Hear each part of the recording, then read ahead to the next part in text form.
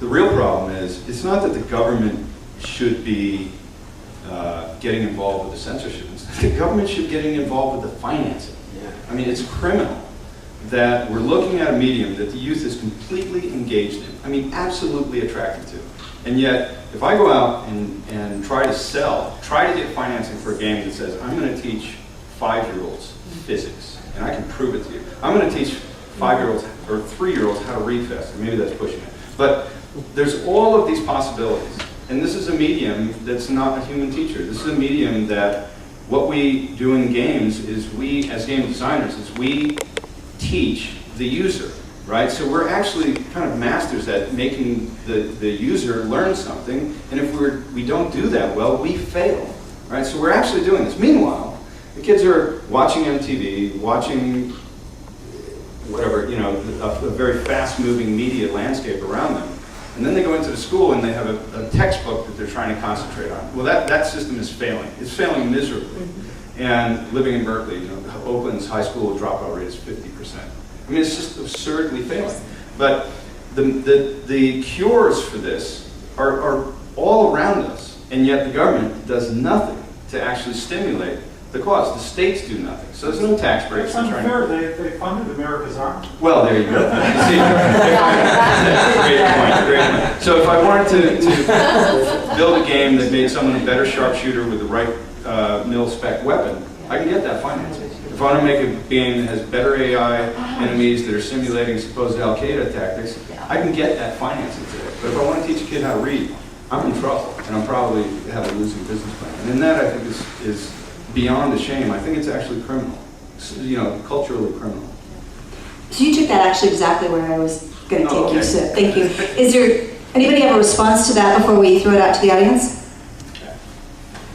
Just the question of whether the industry is doing enough of what it can. I think I've heard before that you might have 10 shots at making games in your life.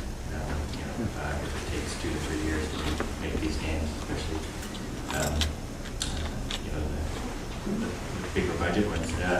So you got to treat everyone like it's special, like treat it like it's a work of art or something like that, and you know, don't make your own choices in that vein. You know, don't make 9 postals before you get to your work of art. And I'd also note that sort of one of the best responses is sort of to create something better, and that is, I like the direction that the industry has gone with the Wii. And the socialization of gaming, bringing sort of the fun back into the living room, you know, playing among children, you know, children playing against grandmothers, things like that. You know, that's sort of like a great reaction to people who have complaints about the content of the industry. I think that's a good opportunity to kind of take it out to the audience. So if somebody has a question or a comment that they want to say, it's like, no, it does. Well,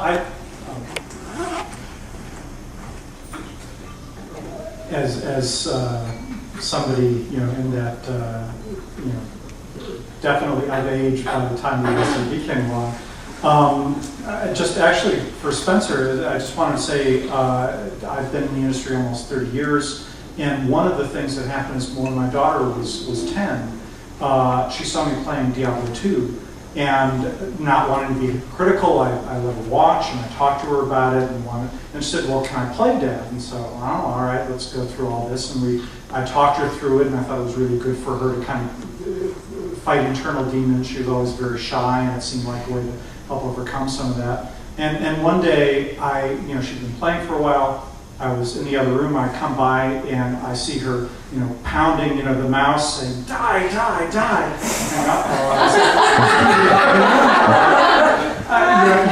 If you got into like a fight with your teacher, or you didn't like what she said, you wouldn't want to hit her over the head with a club or something. And so, Dad, you know, she did this thing. So it just gave me a sort of beat to kind of relax that oh yeah, she gets it. She says, yeah, I use a Vorpal sort of sharpness.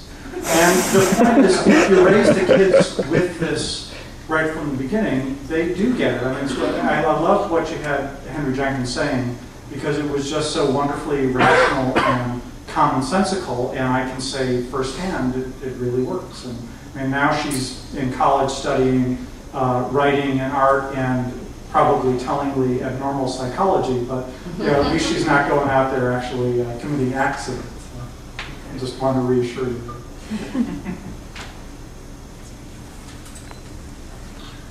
So do we have any other questions? Because we got Sam in the back who's been in the industry for years, and Vince, and we've got Sega in house, and we of course have Michael Katz. 1 second. Well, I only know some of you old timers, but I spent a little time in the industry at Mattel and then Coleco, then Epix, if you remember Epix, and Atari and Sega. And about twice in the film, then I'll get on to my main compliment, but about twice in the film, I think Lorne and someone else pointed out that if you think about what toys and games are, it's creating real life and miniature for children. That's how it started anyhow. And as Lorne pointed out, it's really about the media. We are still doing the same thing in our current representation, but executionally we're now doing it on a computer or on TVs.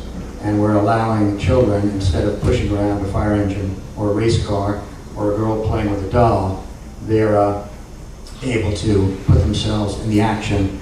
So we've really just taken media and technology and made reality more of reality. And that's what video games, I think, to some extent are all about. But that's not why we're here.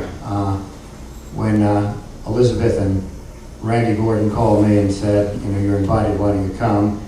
And as usual these days, I didn't bother to learn too much about it. But I saw the subject. I thought, oh, it's going to be a bunch of people chastising the video game industry for violent product. And there's going to be speakers, and I said, the speaker's going to get up there so people can beat on them for just producing violent video games. And so my compliment is, I think it was extremely well done as a documentary that not only objectively takes both sides and has very articulate people and wide-based people who are somewhat experts or experts commenting, but it was also a nice history to some extent of video games in terms of the graphics. Video games to me are just an evolutionary, not a revolutionary industry for the last 10 or 15 years, because you still play in the same way, you still do the same things, but as was pointed out, the real evolution has been in the executional technology improvements, whether it's sound, video, animation, whatever.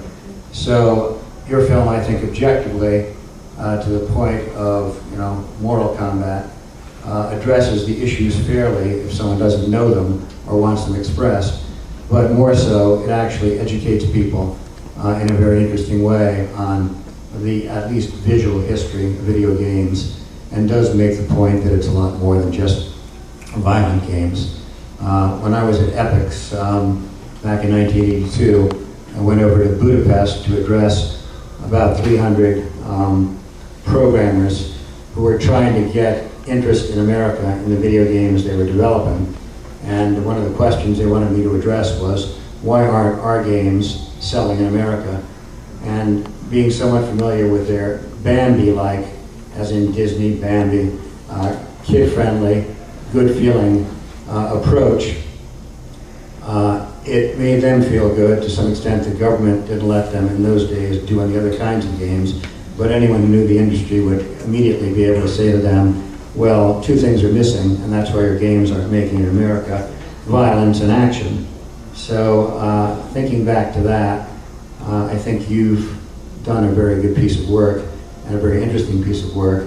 And if you ever saw Game On CNBC, which is a 2-hour documentary on the history of the video game industry, which was based on Steve Kent's book, I think they would be well advised to take a look at what you've done as an adjunct to that, and covering a different area, not just the good versus bad of violent games, but a lot that you brought to it. So that's long-winded, but my compliments go to you.